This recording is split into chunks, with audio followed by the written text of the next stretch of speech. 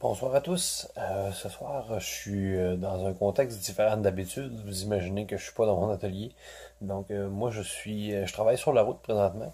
Je suis à l'extérieur. Je suis à peu près à 200 km de la maison, 200-300 km plutôt à vol d'oiseau. Euh, bon, là, moi, ce soir, je voudrais faire une petite vidéo, parler un peu des pinces multifonctions, des multitools en anglais. C'est de quoi que je traîne pas mal toujours avec moi, surtout justement, quand je travaille à l'extérieur.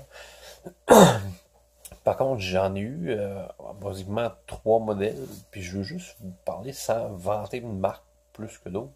Je voudrais juste vous donner quelques petits conseils, quelque chose que comment j'ai magasiné la patente. Donc, je commence justement avec le premier que j'ai eu. C'est une compagnie de mémoire, je pense que c'est Outdoors Ridge ou quelque chose du genre. C'est pas cher, très très pas cher, mais sauf que, chose que j'aime pas, il est vraiment très gros dans la main. Donc, juste pour le traîner dans les poches, c'est pas recommandable. Question fonction, c'est quand même pas si mal. On a pince, ça ressort, les pinces, ça travaille quand même pas si mal. La qualité de la lame laisse un peu à désirer. Pour le reste des outils, il n'y a rien de très. Il y a un mini tournevis plat. Ça fait longtemps qu'il n'est pas sorti. Donc, il y a un tournevis plat plus gros. Il y a un combiné ici de lime et de règle. Pas sûr que quelqu'un utilise vraiment ça, mais peu importe. C'est quand même pas mauvais. Les lames se barrent un peu comme un couteau de poche traditionnel au bout, mais on n'a pas rien d'autre à faire pour les reformer. L'autre côté, je m'en sers vraiment pas souvent. Celui-là, une espèce de, j'oserais pas dire une scie, un petit couteau à lame dentelée. Un autre mini couteau qui sert pas à grand chose non plus. Un tournevis étoile, puis un combiné d'ouvre-bouteille et d'ouvre-boîte. Qualité de celui-là, là, il n'y en a pas beaucoup. Okay, c'est abordable, c'est d'entrée de gamme, c'est correct, il n'y a pas de problème. Sauf que ça serait pas mon premier choix. Ça l'a été, mais je l'ai tellement détesté que je le traînais même pas avec moi. Comme je disais, pour la simple et bonne raison que la prise est pas tellement confortable, puis il vient très gros. Ensuite de ça, j'ai eu l'autre ici, qui est un peu plus un objet promotionnel qu'un véritable. Il y a une double ouverture, pas trop gros dans la main, mais pas de ressort dedans. L'autre chose que j'aime pas, il y a des ciseaux dedans, oui, mais ça barre vraiment au bout. Pour pouvoir refermer la lame, il faut vraiment en ouvrir une deuxième, ce qui est pas évident toujours, pour pouvoir la débarrer. Chose qui est intéressante par contre, il y a un porte-embout dessus. Il y a plusieurs autres pinces multifonctions qui ont cette fonction-là, ce qui permet d'avoir beaucoup d'un assortiment d'embouts qu'on peut mettre dessus pour dévisser plusieurs sortes de vis ou de fixations. Ça peut être intéressant, oui, sauf que faut traîner justement le petit kit qui vient avec. Sinon, de l'autre côté, il y a une lame, un ouvre-boîte. Ça, je sais pas si vous avez vraiment travaillé avec ça, mais c'est pas fameux. Hein. Il y a quelque chose aussi qui est utile, un poinçon. Ça, il y avait une espèce j'oserais dire d'haleine, mais qui est cassée maintenant à cette heure. Puis, une petite scie. Ça, c'est pas être pratique, rarement, mais ça peut l'être.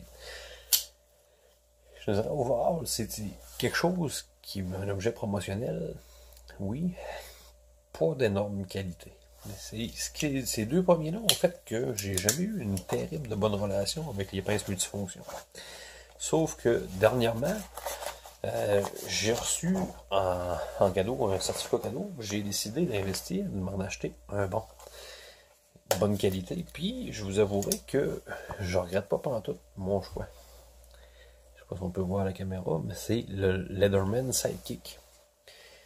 Qualité d'assemblage, c'est assez incroyable, puis la qualité de l'outil, j'étais assez impressionné là-dessus.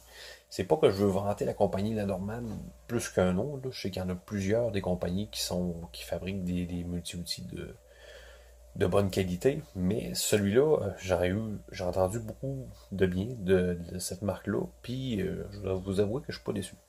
Première des choses que j'aime, Quand il est fermé, on a accès à la lame quand même. La lame qui se verrouille, qu'on a pour refermer, on appuie sur le petit bouton ici. On peut refermer. La lame est quand même de bonne qualité, c'est rien d'extravagant, mais sauf qu'elle garde bien sa coupe et elle est quand même facile à affûter. De l'autre côté, même principe, on a une petite scie. Encore une fois, c'est pas quelque chose qu'on sert à toutes les 5 minutes, mais à la limite, ça pourrait même servir un peu de passe-partout pour tailler du gyps. Peu importe, mais en tout cas, c'est sûr qu'on n'ira pas bûcher avec ça, mais ça peut être pratique. L'action de ça, c'est un charme à ouvrir, ça travaille super bien. Pince montée avec ressort, accès à des pinces à long bec, des pinces régulières, des cutters. C'est toujours intéressant. D'un côté, rien d'extravagant, mais des choses qui servent souvent. Tournevis étoile, tournevis plat. Ça, c'est le modèle gros qui est plus épais un peu, mais qui est quand même assez robuste. Ça peut servir à ouvrir des cannes de peinture, des choses comme ça. C'est toujours pratique. De l'autre côté, un petit peu plus de choix. On a en premier lieu ici une lame, une deuxième lame qui est dentelée, une lame crantée. Couper du cordage, des choses comme ça. C'est le bon choix. Encore une fois, la combinaison bizarre de règles et de limes qui ne sert pas à grand chose. Un ouvre-boîte. Et puis, il y a un petit anneau ici. De raison que je ne réussirais pas à avoir. Je l'ai. Qui peut servir à l'accrocher à un sac à dos, des vêtements, peu importe. Je trouvais ça quand même intéressant. Puis, il se referme. Quand c'est fermé, on a un beau clip pour les poches. Moi, personnellement, l'outil venait avec un étui de compagnie qui est en nylon. J'aime pas vraiment les étuis en nylon parce que souvent, ils sont faits avec des fermetures à velcro. Mais les fermetures à velcro, ce que ça fait, au bout de pas très longtemps, ça collecte les débris, puis ça fonctionne plus très bien, ça tient plus fermé. Moi, j'avais un étui en cuir à la maison avec un bouton pression. C'est mon choix de faire le vôtre. Le sidekick venait aussi avec ce truc-là. Un petit mousqueton qui pourrait servir justement avec l'anneau pour l'accrocher. Qui sert d'ouvre-bouteille. Puis une petite clé qu'on verra pas souvent se servir. Mais par contre, tout est quand même, on voit que c'est de bonne qualité. Tout ça pour dire que il y a à faire attention. Okay? Ce que je veux dire par là, c'est choisissez-en de bonne qualité si vous êtes pour transporter un multitool comme ça. Parce que ça vaut vraiment la peine de chaque dollar investi. Entre un à 14,99 puis un à presque 70$. Il y a vraiment une énorme différence de qualité puis d'assemblage entre les deux. Puis remarquez la grosseur, la différence de grosseur de taille entre les deux. C'est vraiment incroyable. Celui-là dans la main, la qualité de finition aussi est beaucoup supérieure. Ça tient bien. Donc, c'est tout pour ça, pour ce soir. Je vous remercie d'avoir été avec moi, si vous avez toffé jusqu'à la fin du vidéo. Donc, je vous souhaite une excellente soirée, puis on se reparle très bientôt.